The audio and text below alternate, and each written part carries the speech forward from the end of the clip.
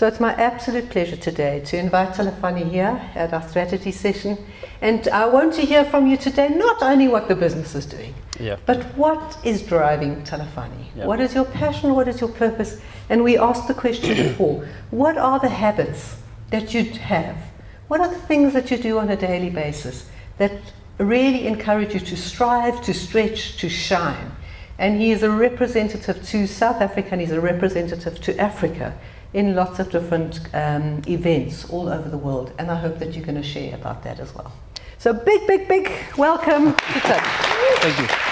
Thank you so much, colleagues. Erica, thank you so much for this time. It's such a wonderful day to be here. I understand I was supposed to be here a little bit early. I'm delayed, but I want to believe that everyone is comfortable now. Told you went to your break. I don't know where to start. Maybe I must start by just introducing myself. Maybe look at what I dressed, right? It's important, because that's where the story starts. Do you see this? He's a general. Oh yeah, so this is a general, right?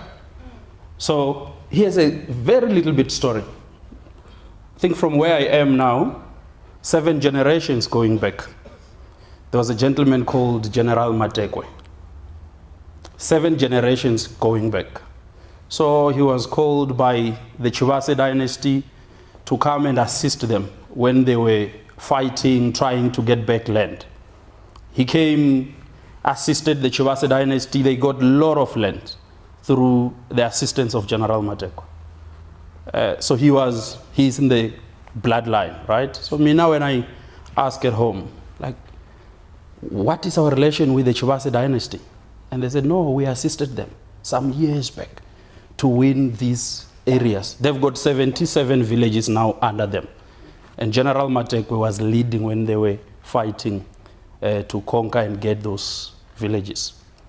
And when I was listening, there was a time I was selected to go to South Korea to represent South Africa in a program that is, it's a relationship between South Korea and South African government. One of the tasks that I was supposed to do when I get to South Korea was to lift the South African flag. And I asked myself if I am worthy and if I have got it in me to lift the flag on my own. That's when I realized that no, it won't work. I need to evoke the spirit of the old man, the general. And I asked my designer to do this suit and put these lines that indicates our culture. And I went to South Korea, I lifted the flag, not as Talifhani, but as General Matekwe. Because I believe that he is a man who did well during his time, and he deserves it. But the younger generations, most of the time we tend to forget such. We lose it. And that's where we need to start, to check who are you. And that's the question you must ask yourself. Very deep questions. Because if you are able to define yourself better, to an extent where you can even go back to the 7th generation, you'll be able to find your roots. And when you find your roots, you will be able to know. Because whether you like it or not, people always think DNA doesn't matter. DNA is very important. The history of your family, the trends, whatever they used to do, whether you like it or not, it still influences you today. And that's why we're having a lot of people who are lost in this world. They don't know what influenced them. Mina, I know. When I'm down, I know I'll call the spirit of the general. Say, General, we need to go to war. And when I evoke his spirit, I come here and become the leader. I come and conquer. Maybe that's why last year I was named as one of the top 30 young people in Africa under Forbes magazine.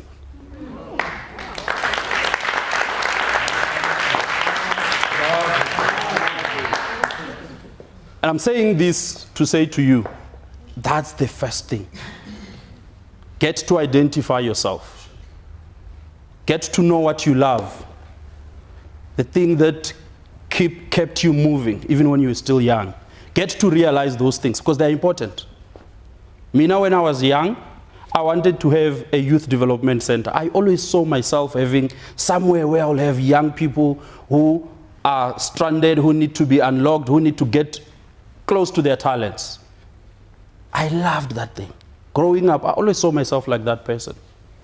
But the other thing that mattered to me was the skills that I have. When I was even very young, I knew that I can talk. I always, when we are in a group, I'm the one who is leading. I'm the one who is coming with stories. And now where I am, Erica, I said, what is it that I used to love when I was young? What is it that I was good at? But also the third thing that I looked at, Erica, was what is it that the world needs? Because if you know what you're good at, I mean, if you know what you love, your passion, if you know what you're good at, the next question will be, what is it that the world needs? Then the fourth one will be, how do I sustain myself? If you are able to link what you love, what you are good at, what the world needs, and your sustainability, you are done. And I'm going to tell you my story, because my story is along those 4 lines. What I love with all my heart, it's youth development. You are in youth development. You are running YES program. When I see these young people here, my heart pumps fast, because I know you are unlocking the future of this country. To me, is to say, who is Bill Gates here? Who is Mark Zuckerberg here? Because there's one here. Definitely. You don't need to worry about many, Erica. Don't worry. Even if they are 50, just worry about what? Pick your Mark Zuckerberg here. Pick your Elon Musk here. Because if you are able to do right by that one person, that person is going to do what Bill Gates is doing. So you'll be done. The impact will be massive, because you will have Mark Zuckerberg, who is creating Facebook, that is assisting the entire world. So that's why, for me, even if I was coming here and find one person, I would do my best. I'll be like, maybe this is my Bill Gates. Maybe this is my Oprah Winfrey. Because that's what we need to do. But besides just that, I then realized that I am good at communication. Eric, I want to tell you what I do in my business today. I've got a team. My team now, as we speak, we've got 25 young people. I must declare, I only hire people younger than me.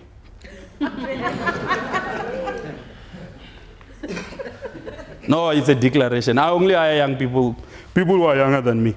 So I'm turning 31 very soon. So you must know there's no one who is above that age. The reason being, I said I love youth development. That's my passion. But I talk. My business is to communicate. Every single day, Erica, if you can remember very well, if you can remember what I've done with you, I've only spoken with you, engaged with you to say, Erica, you know, this is the strategy we can do, this is what we can do, this is what we... That's what I do. I do communication and strategy formulation. And those are only through my voice. If you can remember very well, Erica, I've never went to the site with you. Why? I don't go to site and do the work on the site. Why? I'm not an expert. I do not do implementation. That's not my skill. And that's what we must learn as young people. Know what you're good at and stick to that. Because if you try and be a jack of all trades and want to do everything and anything, you are going to fail dismally. I've got people, Erica, who are very strong. As we speak now, we've got graduation happening on the 27th, right? I'll tell you now, there are 5 people who went to the site from Sunday. They're there. They're preparing everything on the ground. Why? They're good at that. They organize, they plan, everything. I'm not good at that. I step back. What I do, before I come here, today, I just logged another business. I'll tell you more about it. But I won a bit. Please clap hands for me. I just won a contract on my way here, Erica. Is it the old mutual one? No, the meeting I was doing. So I had a meeting before this one. I told Erica I would be delayed. I had a meeting. And that meeting I was presenting my business, logged the business, the deal is in. What I'm going to do, I'm going to take it to the guys who implement. Guys, here's the deal. This is what we agreed with the client. Do your part. I'm talking about what I do best, is to communicate and formulate strategy. But what is it that the world needs? Youth unemployment is the biggest thing in this country. Environmental issues are the biggest thing. Climate change, biggest thing. By profession, I'm a climate change or environmental science graduate. So I went to University of Venda, I did environmental science. Why? Here's the secret, Eric. I'm not really passionate about environmental issues, I'm telling you. I'm not really passionate about agriculture, I'm telling you. But I'm doing it because that's what the world needs. Right? You must be able to link these things. There must be something you can die for, not for yourself, but for the world, because the world needs it. When you look what is happening in KZN, there is a lot of people who are dying because of the floods. When you look at what is happening in Eastern Cape, same thing. Would you want to just sit and look at it? No. Why don't you use your skill to communicate? Why don't you use your skill to do strategy formulation, to go and talk to Erika, to say, let's go and train young people in agriculture in Northwest, so that they can be able to get employment? You would have solved the world crisis, which is youth unemployment. Why don't you do programs that talks to environmental awareness, you do climate change related programs, and you plant a lot of trees? Why? Because the world needs it, not me. And that's where I am now. My organization does only those two things. We deal with agriculture, we deal with climate change, environmental conservation. I'm doing it because the world needs it. But the last thing on this line of 4 things is sustainability. While you are employing young people who are younger than you, and you talk to Erika, you formulate the strategy to go and solve the world problems, you still need to eat, because it's important. So part of that will be to say, how do we generate revenue from these same things that we're dealing with? I'm married, I've got 2 kids. Yesterday was my wife's birthday, so girls, I'm out.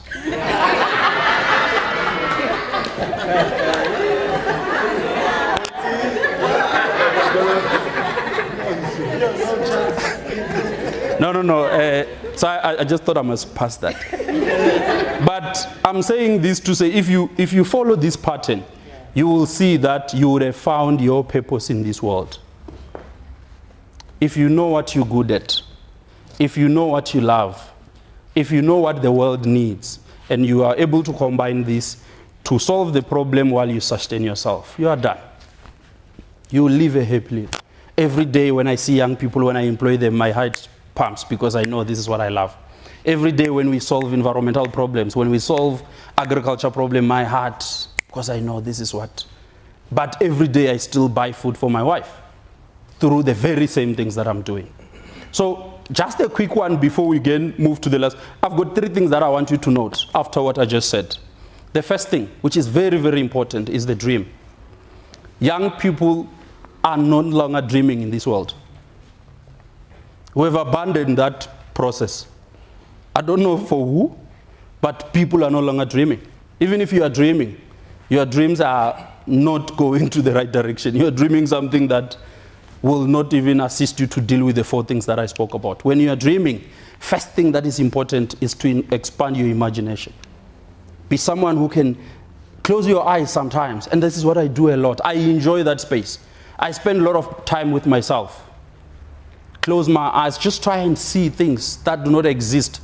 Because if you are dreaming and you are imagining things, and your imagination can only see things that you are able to solve here, you are not imagining the right things. If you want to activate your imagination, it must take you to a space where you do not have solutions to go there. If you are imagining things that you are able to solve now, your garden, it has a lot of weeds. You must clear it up.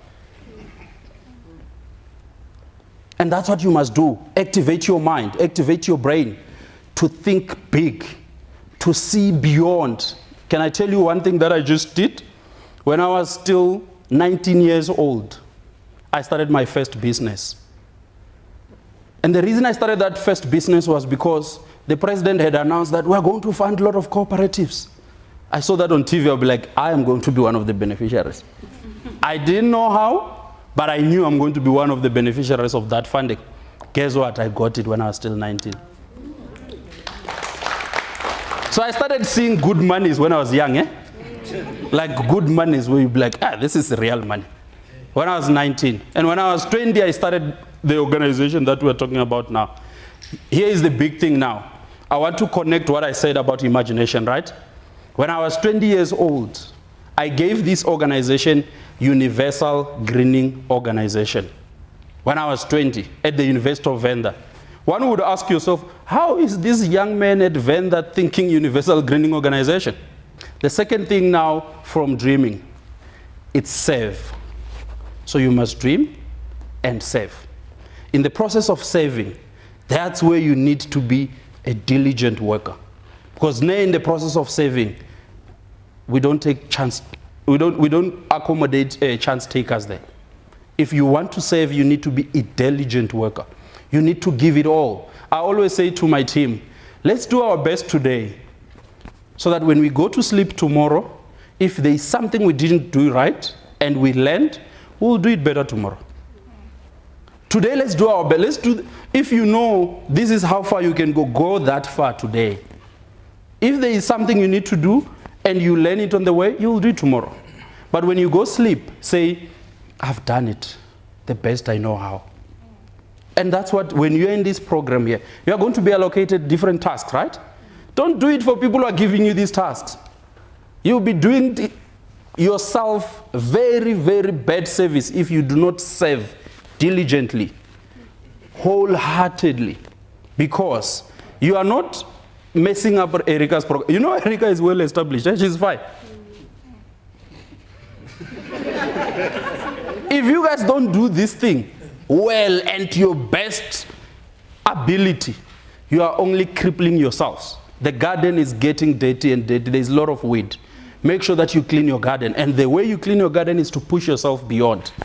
Push yourself above your limits. In the process of being diligent when you are serving, you need to have integrity, because it matters as well. I always say to people, if you eat your integrity, you will suffer forever. Because if you are serving, you are trusted with a lot of activities. You are trusted with a lot of resources. If you do not come as someone who can be honest to yourself, you are breaking your future. When I go, like I said, there are people who went to site now. I tell you, I don't call them to ask why I see this money going. No, I know. They know what they need to do with the money. They know that the resources we have allocated to the program must go directly to the program. And when they are reporting, they will report honestly. If they fail, they will say, here, I didn't do right. Here, I was struggling because of 1, 2, 3, 4, 5, 6. And that's what we must do as young people. We are losing young people with integrity.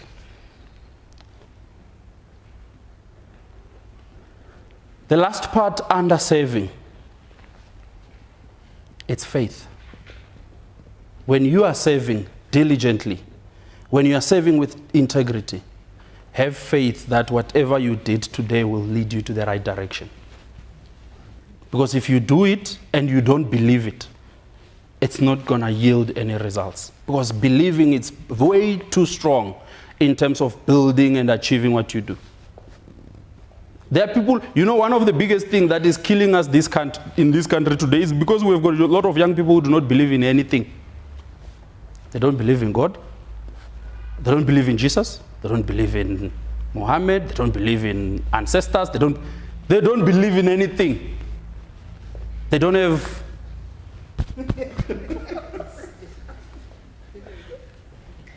You know, one must believe in something. Just pick something, I don't know what.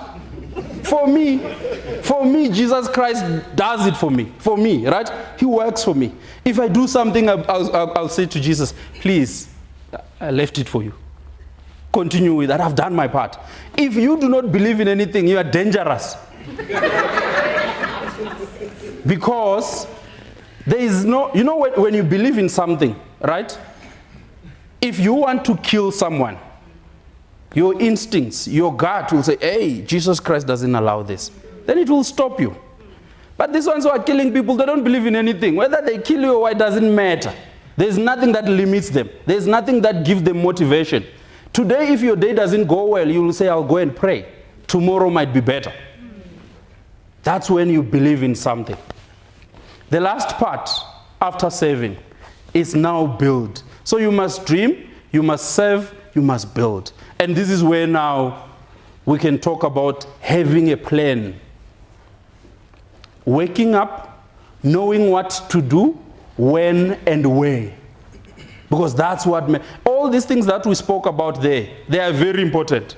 But if they are coming to a young person who doesn't have a plan, who do not plan their day, who do not plan their work, who do not have schedules, who do not have programs, you're as good as nothing. Those who have got my numbers, you will see every single day when I wake up area. Every single day. Erica. Around 6 o'clock. It's not going to be earlier than 6. It's not going to be later than 7. Between that time. You'll find a status there. Every day. Actually, I start with this gentleman who is singing. Say, hey, Vuka Africa. Right? Then I post a status. My status every day says, I've got a feeling that tomorrow will be better than today. I sense greatness coming our way.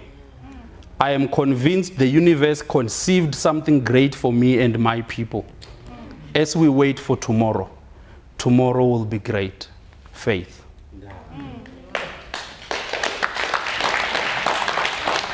So that's my status. Every single day when I wake up in the morning, every single day, I post it. I've got a feeling that tomorrow will be better than today. I sense... No. Why am I making mistake now? No, I know it. I've got a feeling that tomorrow will be better than today. I'm convinced the universe conceived something great for me and my people. I'm losing it. No, guys, why am I losing it? Guys, I don't know why I'm losing it. But it says, I have a feeling that tomorrow will never be like today. I sense greatness coming our way. I am convinced the universe conceived something great for me and my people. As we wait for tomorrow, tomorrow will be great. Faith. If you listen to that, the first line talks to me or talks about how I anticipate the future. So I'm not going to be disturbed about the day because I know the future awaits. But the second line says, I am convinced the universe conceived something great for me and my people. Do you see greedy there? I know that there is something coming on this world for me and my people. Who are my people? All those that I dedicate myself to serve. I post it every day. When I go to sleep, 7 o'clock, I post it again. But that's my motivation, Eric. That's how I see the world. I know there's something positive coming my way. I spoke about plan your ways, have your routines. But besides just planning, because we can plan, right? You need to be able to have the desire to execute. You plan, go to the ground. Make sure that whatever you plan happens. You must be consistent. Because consistency is the biggest thing. You know, there are a lot of people who are doing things, good things, they start beautiful things, but they stop on the way. Which is the biggest threat in this world now. I started this organization when I was 20. It's 10 years down the line now. I'm still here, and I think I'm still going to go very far. What I've done in the past 10 years, it's nothing. I think, I don't know. You know, Eric, I started seeing some millions when I was young. I'm like, these things are coming here. And I'll be like, hey, these things are mine. You know, when you see the money and you know it's yours. Colleagues, I don't want to waste your time. But all I'm saying to you, as young people of this world, you have got an obligation to respect yourself. You have got an obligation to bring yourself to life. You have got an obligation to realize that which God gave to you when you were created. Once you have done that, once you have brought that to life, you have got an obligation to assist God. You must assist God. You must assist with His creation. Go and provide solutions some way. But you have got an obligation to leave legacy for your family as well. When you die, after 2 years, are we going to forget about you? When are we going to... You know, it's nice. I always tell my people now when we talk, Eric, I'm putting the mic down now. I always say to them, guys, whatever we're doing, so we're going to celebrate this in the next 100 years when we're in the meeting. Black, yeah. So how is the celebration going to look like in the next 100 years? Can we start planning that? But what I'm imparting to their brains, to their mind, is don't think you are doing this for today. Let's leave this thing for those who are going to celebrate it 100 years. If they must find a plan that we have done now, it's fine. But it's just to say legacy, legacy, legacy, legacy. May the Almighty God who support me and bless me support you as well, give you grace, lead you, make sure that from here today your life changes. Become someone who is driven, someone who knows that there is a need to solve world problems, but also to build legacy. I wish you all the best, and I want to believe that you will go and do justice to your Creator. Thank you.